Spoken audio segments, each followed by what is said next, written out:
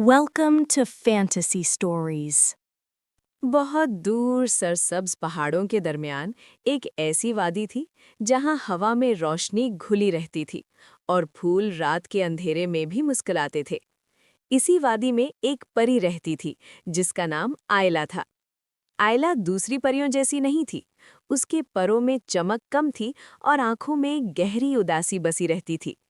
आयला का दिल बहुत नर्म था। वो दूसरों का दर्द अपने दिल में महसूस करती थी। एक दिन उसने इंसानों की दुनिया में एक छोटी सी बच्ची को देखा जो अकेली, भूखी और सर्द जमीन पर बैठी रो रही थी। आयला का दिल तड़प उठा। उसने अपनी जादुई ताकत से उस बच्ची को खाना दिया, उसे गर्मी दी और प्यार से उसके आंसू पोंछ दिए। लेकिन परियों के कानून के मुताबिक इंसानों से जज्बाती ताल्लुक रखना सख्त मना था। जब परियों की मलिका को इस बात का इल्म हुआ तो उसने आयला को सजा दी। उसका जादू छीन लिया और कहा जो परी इंसानों के दर्द को महसूस करेगी वो खुद सारी उम्र दर्द में रहेगी। इस दिन के बाद आयला के पर बेरंग हो गए।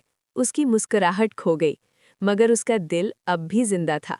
वो जादू के बगैर भी छुपकर इंसानों की मदद करती रही, दुआओं के जरिए, हौसले के जरिए, उम्मीद के जरिए। कई साल गुजर गए। वही बच्ची बड़ी हो गई। वो एक नेक दिल औरत बन चुकी थी जो हर दिन उस अनजान मददगार के लिए दुआ करती थी जिसने बचपन में उसे सहारा दिया था। एक रात आयला बहुत थक चुकी थी। उसकी आंखों से आंसू गिरे तो पूरी वादी रोशनी से भर गई।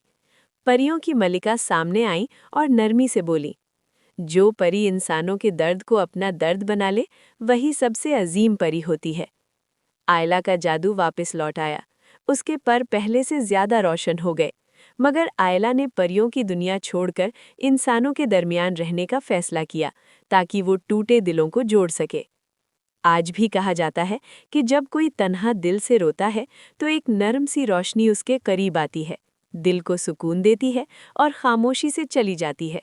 लोग उसे फरिश्ता समझते हैं, मगर हकीकत में वो आयला परी होती है जो दर्द से मोहब्बत करना सीख चुकी है।